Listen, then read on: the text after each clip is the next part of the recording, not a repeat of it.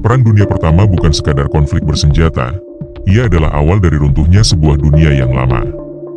Sebuah zaman kekaisaran dan aristokrasi berubah menjadi era modern yang dipenuhi luka, trauma, dan tatanan baru yang jauh lebih gelap. Tapi, benarkah semua bermula dari satu peluru di Sarajevo? Atau ada kekuatan lain di balik layar yang memang menginginkan perang ini terjadi?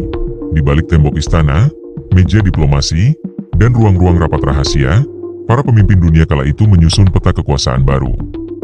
Ketegangan meningkat, aliansi terbentuk secara diam-diam, dan setiap negara mempersenjatai diri, seolah tahu bahwa badai besar akan segera datang. Perang ini bukan hanya perang senjata, tetapi juga perang ego.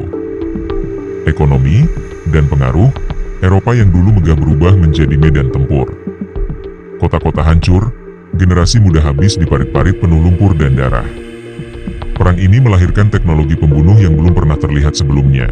Gas beracun, tank, senapan mesin, dan strategi total war yang tak mengenal belas kasihan. Dunia melihat horor dalam skala yang belum pernah dibayangkan. Lalu, apa yang sebenarnya menyebabkan perang ini meledak begitu besar dan cepat? Bagaimana peristiwa pembunuhan seorang pangeran bisa menyeret dunia ke dalam kehancuran total? Dan yang lebih misterius, siapa yang paling diuntungkan dari kekacauan ini? Tanggal 28 Juni 1914, Pangeran Franz Ferdinand dari Austria-Hungaria ditembak mati oleh seorang nasionalis Serbia bernama Gavrilo Princip. Peristiwa ini sering disebut sebagai pemicu langsung Perang Dunia Pertama. Tapi pertanyaannya, apakah ini benar-benar awal dari segalanya, atau hanya pemicu kecil dari bom waktu yang sudah disiapkan jauh sebelumnya? Austria-Hungaria langsung menuding Serbia terlibat dalam pembunuhan tersebut, dan dengan cepat mengeluarkan ultimatum. Serbia menolak sebagian tuntutan, dan Austria-Hungaria mendeklarasikan perang.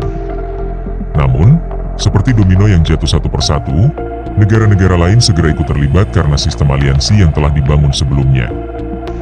Jerman mendukung Austria-Hungaria, Rusia membela Serbia, Prancis ikut masuk karena terikat perjanjian dengan Rusia, dan Inggris akhirnya turun tangan ketika Belgia diserang oleh Jerman. Dalam waktu singkat, hampir seluruh Eropa terbakar. Dunia terjerumus ke dalam perang yang tidak direncanakan, tapi sangat diantisipasi oleh para penguasa. Namun, dokumen rahasia dan surat-surat diplomatik yang kemudian terungkap menunjukkan bahwa beberapa kekuatan besar memang sudah bersiap untuk konflik. Mereka hanya menunggu alasan yang tepat. Apakah pembunuhan Franz Ferdinand hanyalah dalih untuk memulai perang yang sebenarnya sudah diinginkan? Dan di balik itu semua, ada permainan kekuasaan. Kekuatan industri, ekspansi kolonial, dan perebutan dominasi global menjadi faktor utama.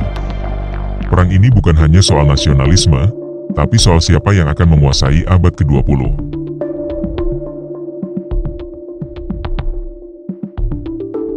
Sebelum perang pecah, Eropa terbagi ke dalam dua blok besar, blok sentral yang terdiri dari Jerman, Austria-Hungaria, dan Italia, serta sekutu yang mencakup Prancis, Rusia, dan Inggris. Tapi aliansi ini tak sesederhana hitam dan putih.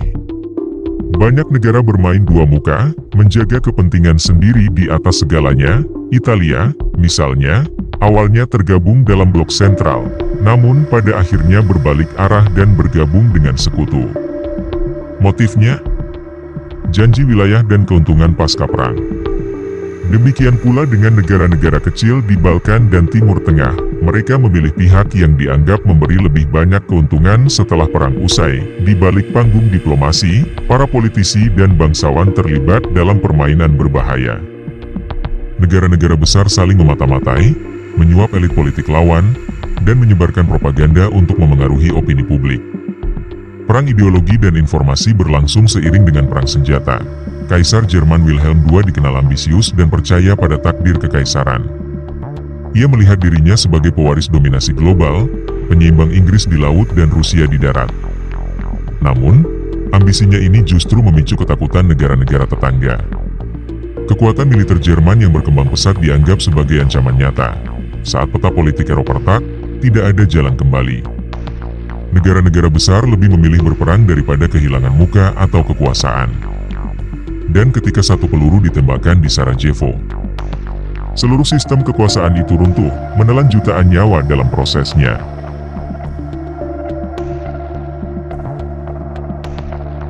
Perang Dunia Pertama memperkenalkan bentuk baru dari peperangan, perang parit. Ribuan kilometer parit digali dari Swiss hingga Laut Utara.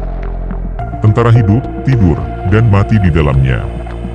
Kondisinya mengerikan, lumpur, air, tikus, dan bau mayat menyatu dalam satu ruang sempit. Senjata-senjata modern seperti senapan mesin, artileri berat, dan gas beracun menjadikan setiap pergerakan berisiko.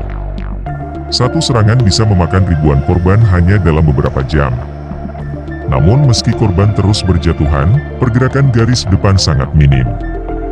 Perang menjadi statis dan mematikan, tank mulai diperkenalkan oleh Inggris, namun pada tahap awal masih primitif dan mudah rusak. Pesawat juga mulai digunakan, namun lebih untuk pengintaian ketimbang pengeboman. Perang Dunia Pertama adalah masa transisi teknologi militer, di mana metode lama masih digunakan di tengah kehadiran senjata modern. Psikologis para tentara hancur. Banyak yang mengalami shell shock atau gangguan mental akibat tekanan luar biasa dari perang yang brutal dan tak manusiawi. Beberapa tidak pernah pulih. Trauma ini menciptakan generasi yang penuh luka batin, dan mewariskan kegelapan pada era setelahnya. Perang ini membuktikan satu hal, dunia telah berubah. Perang bukan lagi soal kehormatan atau keberanian, melainkan soal bertahan hidup di tengah kehancuran total.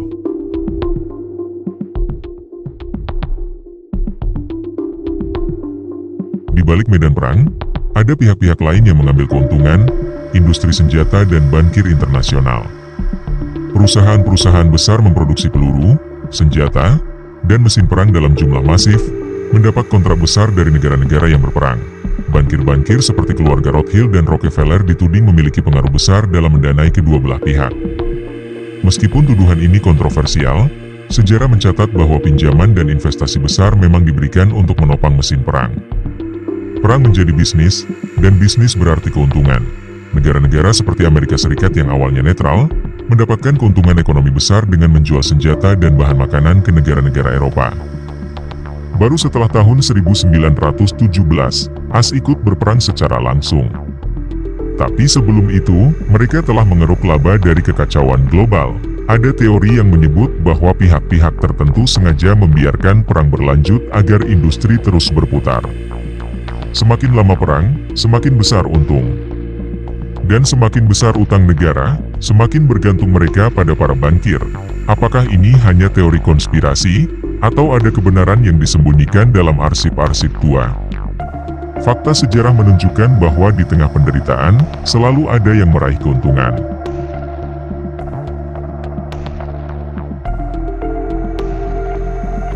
Perang Dunia Pertama berakhir tahun 1918 setelah 4 tahun pertumpahan darah. Kekaisaran Jerman runtuh, Austria-Hungaria terpecah, dan Kekaisaran Ottoman ikut tumbang.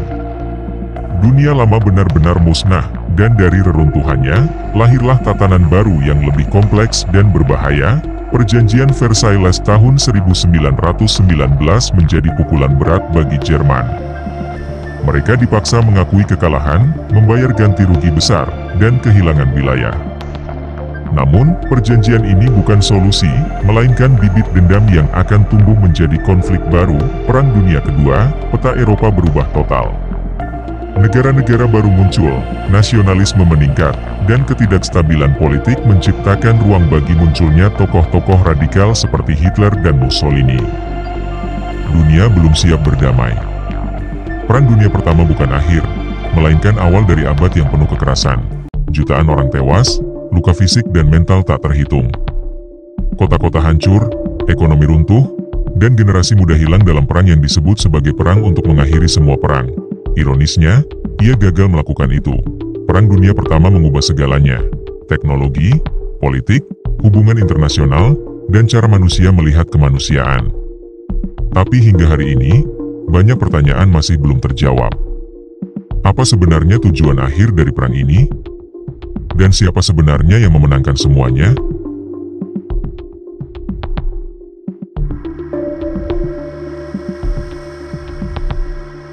Perang Dunia Pertama bukan hanya pelajaran sejarah, ia adalah cermin kelam dari apa yang bisa terjadi saat keserakahan, nasionalisme, dan ambisi kekuasaan dilepaskan tanpa kendali. Perang ini menunjukkan bahwa kehancuran bisa datang bukan karena satu peristiwa, tapi karena serangkaian kesalahan yang dibiarkan terus berkembang. Kita sering mengingat perang ini sebagai bencana, tapi melupakan bagaimana ia dimulai. Kita diajarkan tentang pahlawan dan strategi, tapi jarang diajak menggali lebih dalam tentang siapa yang benar-benar menarik pelatuk, dan siapa yang memegang kendali di balik layar. Dalam investigasi ini, kita melihat bahwa kebenaran sejarah tidak selalu lurus. Ada sisi gelap. Ada kepentingan tersembunyi, dan ada narasi yang sengaja dikaburkan demi membentuk opini publik. Dan mungkin, pelajaran terbesar dari Perang Dunia Pertama adalah ini, dunia bisa berubah dalam sekejap hanya karena satu peluru. Tapi kehancuran yang ditinggalkan bisa bertahan selama beberapa generasi.